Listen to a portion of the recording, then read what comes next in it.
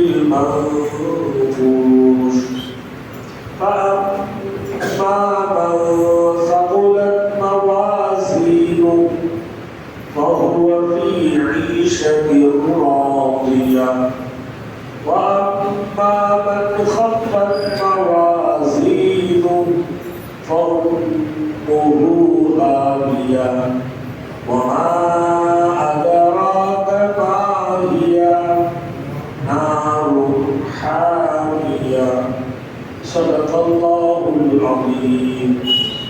الحمد لله.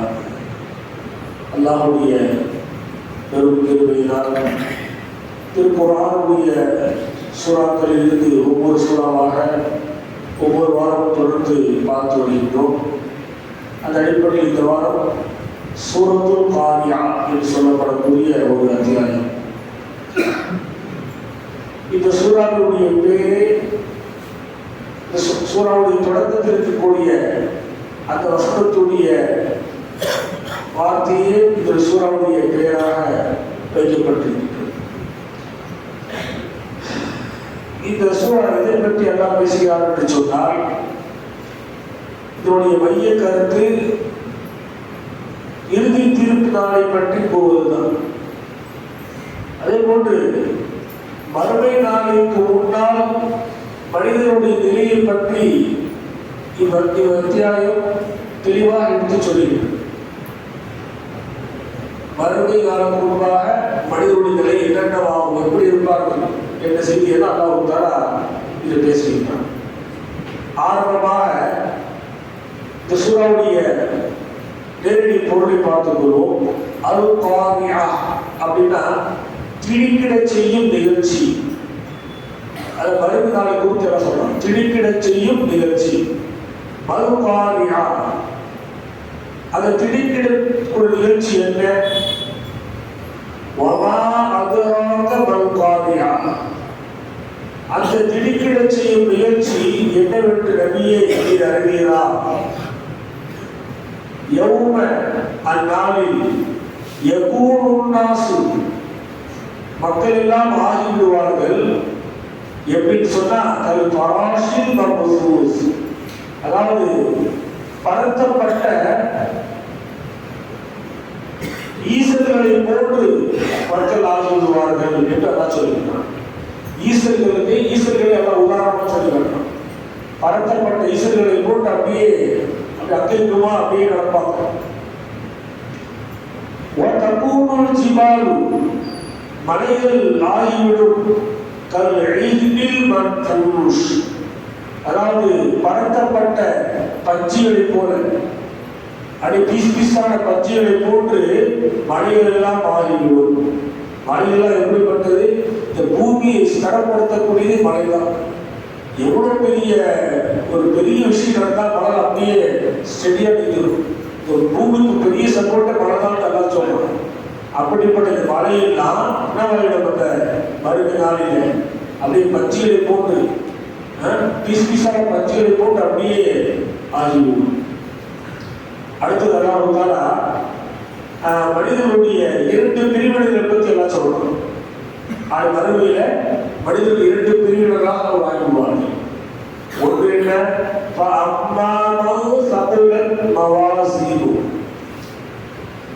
எவருடைய மீசான், ஒரு மீசானுக்கு மீசான் சொல்றாங்க, மவாசி பண்பை எப்படி சொல்றது? மவாசி சொல்லுவாங்க. அப்ப நன்மையினால் எவருடைய அந்த தராசு கனமாகி விடுமோ அவர் அவர் திருப்தியான வாழ்க்கையில் ஆகிவிடுவார். நன்மையில் அவர் தராசு நிறைஞ்சிச்சுன்னா அவர் வாழ்க்கை எப்படி இருக்கும்? திருப்திகரமான வாழ்க்கையில் அவர் ஆகிவிடுவார்.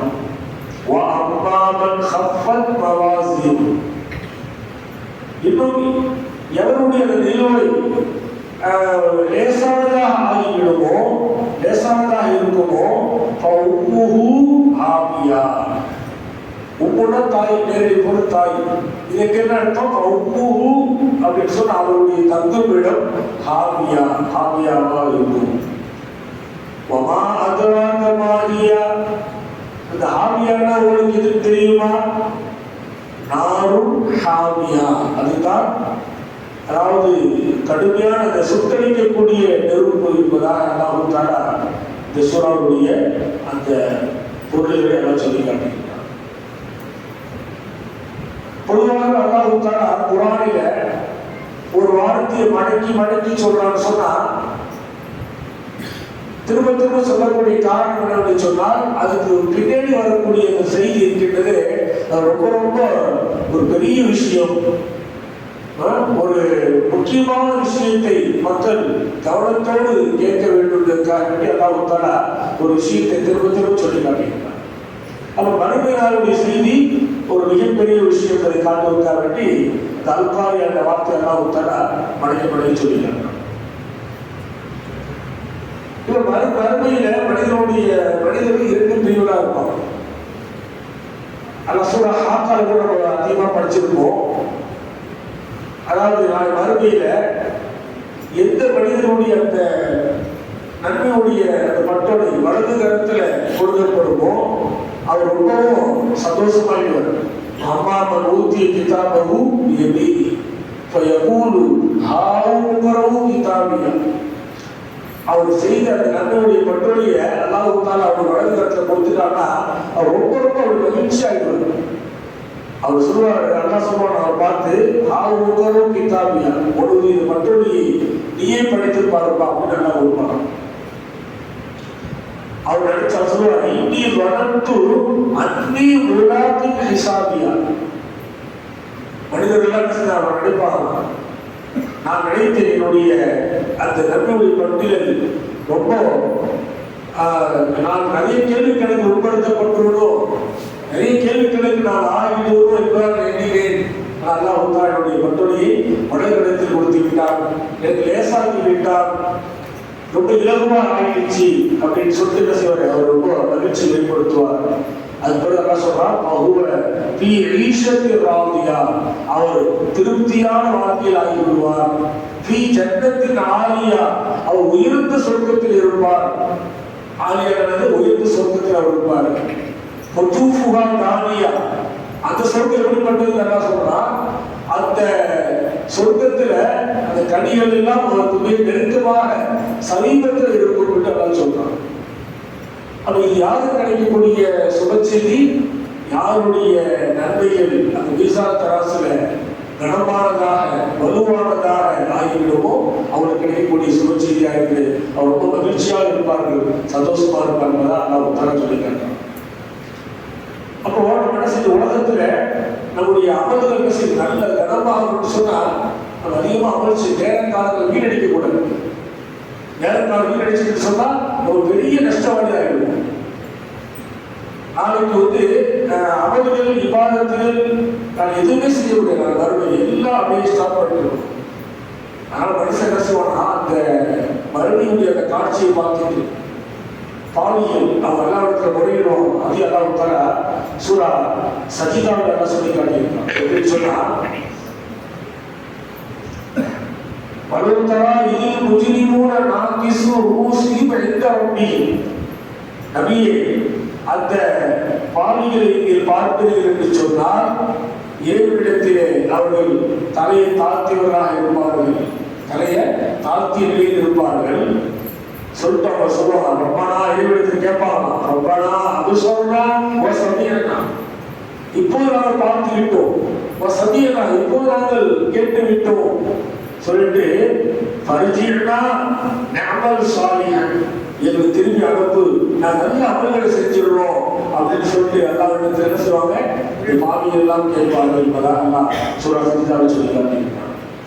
அப்போ அந்த அவகாசம் என்பது என்ன செய்ய, நம்மளுக்கு முடிக்கப்பட்டு விடும். நாளை வறுமையில் எந்த நன்மைக்குரிய அவகாசங்கள் எதுவுமே அளிக்கப்படாது, அது கைசேயத்துடைய நிலைதான் ஏற்படும் என்பதை அல்லாஹ் தஆலா இந்த சூரா சஜிதாவில் சொல்லி காட்டியிருக்கிறார். இவர்கள் வரலாறு கொடுக்கப்பட்ட அந்த காலங்களில் நம்முடைய நன்மையுடைய நன்மையை அதிகமாக்கி வேண்டும். நேரம் கணிக்கக்கூடிய கை நான் வறுமையில சொர்க்கவாசியும் கை சேர்க்கணும், சொர்க்கத்தில் போயிடுவாங்க. சொர்க்கம் ஒரு சுழற்சி நல்ல விஷயம். சொர்க்கத்தில் போயிட்டு சில மக்கள் கவலைப்படுவாங்க. எதுக்காக வேண்டி அது ஓய்வான நேரத்தில் நம்ம சில சுகாதார சொல்லலாம் இருக்குமே இன்னும் சொர்க்கத்தில் உயர்ந்த அந்தஸ்தை பெற்றிருக்கணும்னு சொல்லிட்டு சொர்க்க வாசலை கவலைப்படுவாங்க. இப்போ நரகவாசிகள் பாவியுடைய எல்லாம் சொல்றோம். என் திரும்பி அனுப்பு நான் நல்ல செஞ்சுட்டு வரணும்னு சொல்லுவாங்க. அப்போ இதுவே சொல்ல முடியாது. அல்லாஹ்வுத்தாலா நம்முடைய அந்த விஷயத்தை முடித்துருவான். அப்போ அதே அடுத்த என்ன சொல்றான், எவருடைய அந்த நிலுவை லேசானதாக இருக்குமோ ஹாவியா, அவர் எங்க இருப்பாரு? ஹாவியாவில் இருப்பார். ஹாவியா என்ன தெரியுமா? அதுதான் நாரும் ஹாவியா, சுத்தரிக்கப்பட்ட ஒரு கடுமையான நரக நெருப்பு என்பதாக அல்லாஹ்வுத்தாலா இதை சொல்லி காட்டுகிறார். இப்போ நரகம் பற்றி நம்ம அதிகமாக கேள்விப்பட்டிருக்கோம். நரகம் என்பது ஒரு பிரம்மாண்டமான ஒன்று. அது அல்லாஹ்வுத்தாலா அதை எப்படி தயார்படுத்தி வைக்கிறான்னு சொன்னா ரசூலுல்லாஹி ஸல்லல்லாஹு அலைஹி வஸல்லம் சொல்லி காட்டுறாங்க. அதாவது நரகத்து மேல் இருந்து அல்லாஹ்வுத்தாலா ஒரு சஹாபாக்களோடு உட்கார்ந்துருக்காங்க ஒரு சபையில். அப்போ ஒரு கண்ணு ஒருவரை போல் ஒரு பெரிய சப்தம் கேட்குது. அந்த ரசூலுல்லாஹி ஸல்லல்லாஹு அலைஹி வஸல்லம் சொல்லி காட்டுறாங்க, அந்த நரகத்துடைய மேலிருந்து அல்லாஹ்வுத்தாலா ஒரு கல்லை போட்டான். அந்த கல் என்ன செஞ்சு சொன்னா இவங்க கிட்டத்தட்ட 7 வருஷம் நரகத்தில் இருந்து அந்த கல்லை விழுந்துச்சு. அது எவ்வளவு நாள் ஆச்சுன்னு சொன்னா கிட்டத்தட்ட 7 வருஷம் சொல்லப்பட்ட அதிசயம் பார்த்தது. ஒரு நீண்ட நாளுக்கு பிறகு அந்த கல்லை என்ன செஞ்சா பூமியில் வந்துச்சு. 70 வருடத்துக்கு பிறகு அந்த கல் என்ன செய்த நரகத்துடைய கீழே விழுது. அப்ப நரகத்துடைய தூரம் எவ்வளவு பெரியது என்பதை நம்ம விளக்கப்படும். நல்லா போடக்கூடிய அந்த கல் நம்மளை போட ஒரு கல் எரிஞ்சு வச்சு வேகமா கீழே விழுவோம் இல்லை. அப்ப அல்லா போடக்கூடிய அந்த கல் இருக்கின்றது, அது நரகத்துடைய அடியில விழுவதற்கு கிட்டத்தட்ட 70,000 ஆகிவிட்டு என்பதாக ரசூலுல்லாஹி ஸல்லல்லாஹு அலைஹி வஸல்லம் சொல்லியிருக்கிறார். அப்ப அந்த நரகத்துடைய பாரத்தோடு எவ்வளவு பெரியது என்பதை நாம் புரிந்து கொள்ள வேண்டும். அதே போல ரசூலுல்லாஹி ஸல்லல்லாஹு அலைஹி வஸல்லம் சொல்லி காட்டுறாங்க, அது வறுமையில தீர்ப்பு சொல்லப்பட்ட பிறகு இவங்க சொர்க்கம் இவங்க நரகம் சொல்லப்பட்ட பிறகு அந்த நரகத்தை கொண்டு வரப்படுவோம். எப்படின்னு சொன்னா 70,000 வழக்குகள் என்ன செய்வாங்க, 70,000 சங்கிலிகளோடு இந்த நரகத்தை விழித்து கொண்டு வருவார்கள் என்பதாக ரசூலுல்லாஹி ஸல்லல்லாஹு அலைஹி வஸல்லம் சொல்லியிருக்கிறார். நேர்களோடு சொல்லியிருக்க நரகத்துடைய அந்த சிறிய வேதனை மிகவே லேசான வேதனை எதிர்த்து பார்த்தா நரகத்திலான 2 செருப்புகள், ஆக கம்மியான வேதனை, குறைந்த வேதனை ரசூலுல்லாஹி ஸல்லல்லாஹு அலைஹி வஸல்லம் சொல்லியிருக்கிறார். 2 காலடிகள், எதிரான நெருப்பிலான 2 காலடிகள், அதைத்தான் நரகவாசிக்கு கொடுக்கப்படும் போட சொல்லி அவர் போடுவார். போட்டதுனால அந்த காலில் இருந்து அந்த உஷ்ணம் ஏறி அவருடைய மூளை வரை சென்று மூளையில் அப்படியே கொதித்து தெரிக்கும் என்பதாக அதிசயமாக இதுதான் ஆக கம்மியான வேதனை. நம்ம நரகத்தை நம்ம சாதாரணமாக நடத்துக்கிறோம். ஏதோ நரகம் சொல்றாங்க அப்படின்னு நினைச்சு. ஆனால் ரசூலுல்லாஹி ஸல்லல்லாஹு அலைஹி வஸல்லம் ஒவ்வொரு நாளும் முன்பின் பாவம் மன்னிக்கப்பட்டவர்கள், அல்லாஹ்வுடைய சிறந்த நபி. அவங்க என்ன சொல்றாங்க, அல்லாஹும்ம அஜிர்னி மினன் நார், அல்லாஹும்ம அஜிர்னி மினன் நார். ஒவ்வொரு நாளும் காலை மாலை ஸல்லல்லாஹு அலைஹி வஸல்லம் தொடர்ந்து ஓதக்கூடிய அதிசயமாகும். நரகம் என்பது மிகப்பெரிய ஒன்று. அதனுடைய உஷ்ணம், அதனுடைய வேதனை என்பது கடுமை என்பது அல்லாஹ்வுத்தாலா இது சொல்லி காட்டுறான். சாதாரணமா ஹாவியாவே நுழைச்சிருவாரு அப்படின்னு சொல்லுவாங்க. அப்படி சொல்ல அந்த நரகத்தில் மக்கள் விளங்கிட்டு இருக்கா வேண்டி மகாங்களாக மாகியா. அந்த மாகியா என்னன்னு தெரியுமா? அதுதான் சாதாரண நெருப்பு இல்லை, சுட்டரிக்கப்படக்கூடிய கடுமையான நெருப்பு என்பதாக அல்லாஹ்வுத்தாலா அவர் எச்சரிக்கையை ரொம்ப வலுவாக நான் சொல்லி காட்டுகிறேன். அப்ப அல்லாஹ் கொடுக்கக்கூடிய அந்த காலங்களை நாம் நன்மையால் நிரப்பிக் கொள்ள வேண்டும். கூட பார்த்தோம் சமீபமா இந்த மரணத்துடைய சாதாரணமா மனுஷங்க அந்த இரவு கடந்து போயிட்டாங்க. எல்லா நாளும் போட்டு அந்த இரவு கடந்து போயிட்டாங்க. ஒரு நேரத்துல இந்த பள்ளியில் நிரம்பி வளைஞ்சிச்சு. அவ்வளோ ஜெயிச்சல் இருந்துச்சு. நீ விரண்டு விட்டு நபர் தான் இருந்தாங்க. என்ன ஒன்றும் பெரிய பசாதான குழப்பங்கள்ல ஒன்றும் இல்லை. மரணத்துனா என்ன? அல்லாஹ் குர்ஆன்ல என்ன சொல்றான், ஹதீஸ்ல என்ன சொல்றாங்க? இது இரவுகள், சில இரவுகளை பற்றி விசுவாசி என்ன சொல்றாங்க, சில இந்த இரவுகள் துவாக்கள் ஏற்றுக்கொள்ளப்படும் அப்படிப்பட்ட இரவு சொல்லி துவா செஞ்சோம். துவா செய்வதற்கு என்ன தடை இருக்கு? துவா செய்ய சொல்லுங்க. ஏதாவது நேரத்தில் எல்லாருக்கிற துவா செய்ய தடை பண்ணி வச்சுக்கிறான். ஃபஜ்ர் கூட துவா செய்யக்கூடாது, இதுவே சில இரவுகளை துவா செய்யக்கூடாது. சொல்லுங்க, ஆதாரத்தை காட்டுங்க, ஒரு லைஃபான அதிசயம் கொண்டு வந்து காட்டுங்க. என்ன குழப்பங்கள் செஞ்சிட்டோம்? பெரிய குழப்பத்தை கண்டுபிடிச்சு சொன்னா ஒன்றும் புரியல. அதிகமா என்ன செய்யணும்? துவாக்கள் அதிகப்படுத்த இரவுகளை துவாக்கள் செய்யணும். எல்லாம் ஒரு பாவத்தை மன்னிச்சு நான் குற்றவாளியா இருக்கிறோம் அப்படின்னு சொல்லிட்டு அடுத்த வந்து பண்றாங்க. தொழுது தடுக்கப்படாம சொல்ற தொழுது தடுக்கப்பட்ட சில வேலைகள் இருக்கு. கஜிற்கு சூரிய உதயமா தொடக்கூடாது, சூரிய உச்சி வரணும் தொடக்கூடாது, சூரிய மறையும் போது தொடக்கூடாது சொல்லுவோம். ஆனா தோசைக்கு எதுக்காக தலை செஞ்சு வச்சிருக்கோம் சொல்லுங்க அப்படின்னு கேட்கணும். மாதவிடாய் பெண்கள், தொழுது தடுக்கப்பட்ட பெண்கள், தொழக்கூடாது அனுமதி கொடுத்த அந்த பெண்கள் கூட அந்த நேரத்தில் துவாசிகள் சொன்னா தவறாம துவாசிக்கலாம், அல்ல அனுமதிச்சுக்கலாம். இப்படி துவாசிகளுக்கு மார்க்கத்தில் எந்த தடையும் இல்லை. அதனால குறிப்பிட்ட ஒரு நல்ல இரவு சொன்னாலும் துவா செய்யணும். இந்த இரவு நாளும் செய்ய மாட்டோம், இல்லை இது அதிசயம் நாட்டப்படல, அடுத்த நாள் என்ன செய்வோம், இந்த நாள் செய்ய மாட்டோம்னு சொல்றாங்க. இல்லை ஒரு அறியாமை தான் இருக்கலாம். மார்க்கத்தில் இல்லாத ஒரு புதுசாக கண்டுபிடிச்சு ஒரு செய்யல. ஒரு சில ஹதீஸ் இதான் நாள் லைலத்துல் நிஸ்ஃபி ஷாபான் ஒரு இரவு ஆகிட்டுனா அல்லாஹ் தஆலா அந்த இரவுல துவாக்கள் கபூலாக சொல்றாங்க. துவா செய்யறவங்க புதுசாக இது தொழுவுங்க இப்படி இருந்து ஓடுதுன்னா சொல்லி துவாக்கு அதிக முறையான அமல்கள் துவாக்கம். அதுக்கு நீ மக்கள் தயாராக எடுத்து போகக்கூடிய சூழ்நிலை பார்க்கணும். இப்ப எதுக்கு சொல்றேன்னு சொன்னா, நம்ம நன்மைகள் நிரப்பமாக கொண்டாட சில வழிகளை நம்ம இஸ்லாம் காட்டி கொடுத்திருக்கு. அந்த வழியிலும் நம்ம நன்மையை செய்வதற்கு தயாராக சொன்னா எப்படி செய்யும்? வெறுமனே அந்த பாட்டி அவரான தொழிலே நிறைய குறையும். பஜனுக்கு வந்தால் ஒவ்வொரு படத்தில் எப்படி நம்முடைய தொழிலில் வீணடிக்கப்படுது. அப்போ நம்ம அமல்கள் நிச்சயமா செய்வோம், எல்லாம் செய்வாங்க. ஏதாவது அதிகப்படியாக அமல்கள் செய்திருக்கிறாரா, அதை நிவர்த்தி செய்வதற்கு ஏதாவது அமல்கள் இருக்கின்றதா இருந்துச்சு அல்லாஹ் வீசாவை வச்சு சரி செஞ்சு அல்லாஹ் சொல்வதற்கு அனுப்புவோம். இப்படி வெல் மிச்சமான அமல்கள் வாழ்க்கை அதிகம் தேவை. அதுக்கு சில வழிகாட்டப்படும். நம்ம கடைசியாக ஒரே ஒரு செய்தி, அதாவது நம்முடைய வாயில சொல்லப்படுவதற்கு மிக மிக ஒரு லேசான கனிமம். நம்மளுக்கு வந்து இந்த மீசான் இருக்குது, நிறுத்தப்படுறது மீசான். அதுல நம்முடைய அமல்கள் கனமாகும் அப்படின்னு யாரும் தெரியப்பட்டா சொல்லுங்க. ஒரு 2 வார்த்தை சொல்லித்தரேன். சொல்லுங்க 2 வார்த்தை தான், ஒரு பெரிய வார்த்தைலாம் கிடையாது. சாத்தி அளவு சொல்லாமலாம் கிடையாது. 2 வார்த்தை உங்களுடைய வாயில சொல்லப்படுவதற்கு மிக லேசான இருக்கிற வார்த்தை.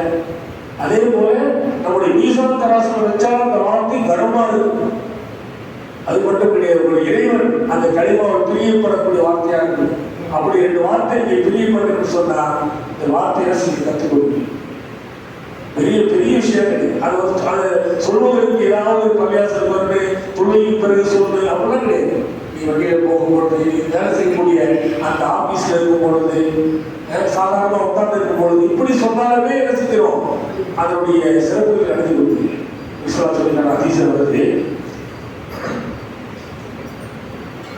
கனிமத்தானி ஹபீபத்தானி அலல் லிசான், நாவில ஒளிவதற்கு மிகவே லேசான 2 கனிமாக்கள்.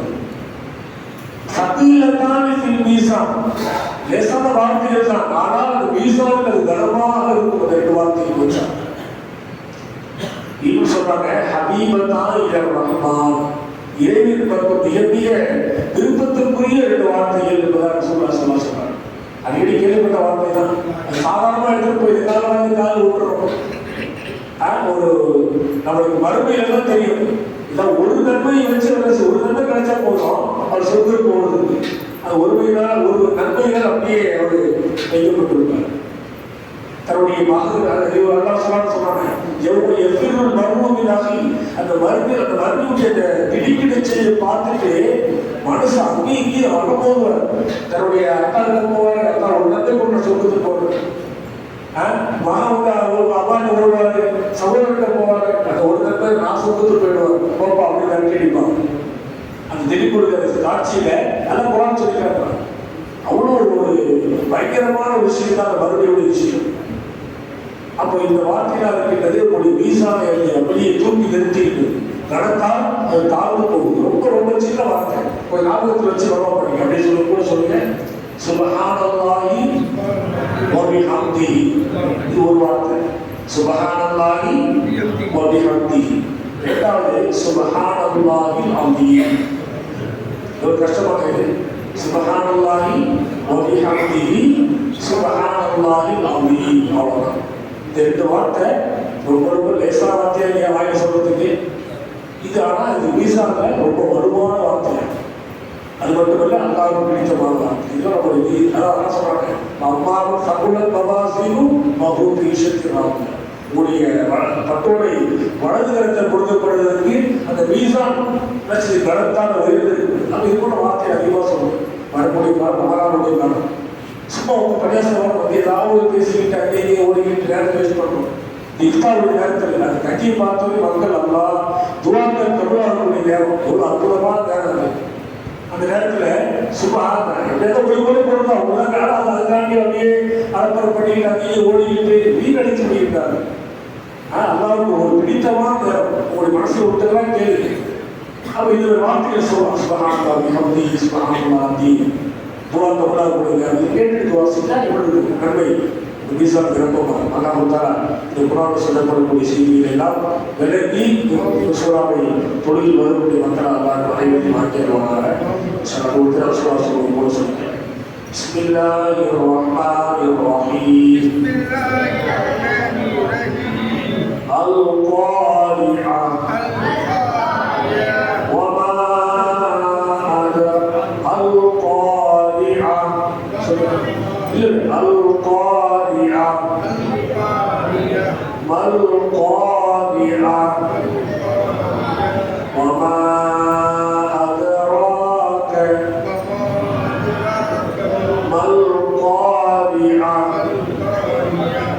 யௌம யகூமு الناس كالفراش المبثوث وتكون الجبال كالعهن المنفوش فأما من ثقلت موازينه فهو في عيشة راضية وأما من خفت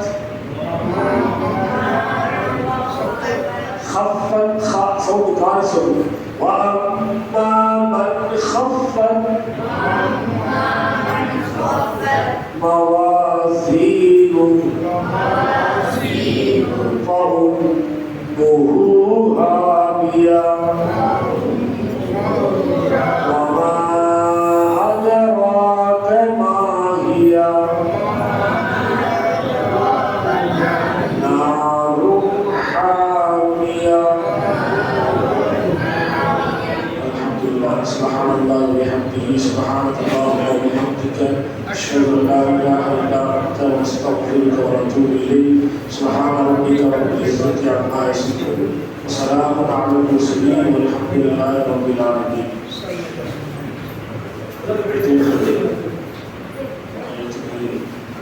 الحمد لله. நம்முடைய பள்ளியில் மதரசா பிள்ளைகள் அஜருடைய தொழுகையை இமாம் ஜமாத்தோடு நிறைவேற்றுகிறார்கள். இன்ஷா அல்லாஹ் அவர்களுக்கு 40 நாள் ஆன பிறகு ஒரு நல்ல பரிசு தருவதாக நம்ம அறிவிக்கிறோம். கடந்த 40 நாள் முடிவதற்குள் ஒரு தொழிலுக்கு பிரஷ்பட் ஒரு 500 ரூபா மதிப்புள்ள அளவுக்கு ஒரு பிரஷ்பட் விஷயம் நாங்கள் கொடுத்தோம். அதே போன்று இந்த 40 நாள் கடந்த ஞாயிற்றுக்கிழமை முடிஞ்சிருச்சு, அது வாங்க டைம் இல்லை. அல்லாவுக்கு மேலே நல்லுறவு கொண்ட சில நபர்கள் அர்ப்பணிப்பு செய்ததுனால இன்ஷா அல்லாஹ் ஏற்பாடு செஞ்சிருக்கோம். ஒன்று அனுப்பி ஃபஸ்ட்டு இந்த 40 நாள் சரியாக சொல்லக்கூடிய 3 கேட்டகரியாக பிடிச்சிருக்கிறோம். ஒன்று ஃபஸ்ட்டு ஆஷிகுர் ரஹ்மான் பதிவுடைய தொழுகையை 40 நாள் இமாம் ஜமாத்தோடு தொழுதிருக்கின்றார். அதற்காக வேண்டி அவருக்கு முதல் பரிசாக வழங்கப்படுகிறது. இரண்டாவது ஃபர்ஸ்ட் பரிசுக்கு நாசிம் அஹ்மத் 39 நாள் தொழுகிறார். அவருக்கு ஃபர்ஸ்ட் பரிசு. ஒரே ஒரு மட்டும்தான் அஜய் இசாயி. முகமது தல்ஹா இவரு ஃபர்ஸ்ட் பரிசு தான். இவர் 39 நாள் தொழுகிறார். ஒரே ஒரு நாள் மட்டும் இசாயி ஊருக்கு போனார், மிஸ் பண்ணிட்டார். இரண்டாவது பைசா 3 நபர்களை தேர்வு செய்து கொண்டிருக்கு. முகமது இஷா 38 நாள் போதிருக்கிறார்.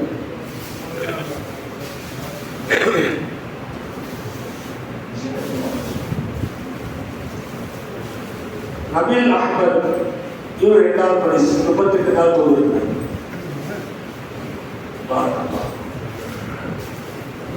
ஃபைசுர் ரஹ்மான் இவருக்கு 2வது பரிசு 38 நாள் தொழுகை 2 தொழுகை செய்ய.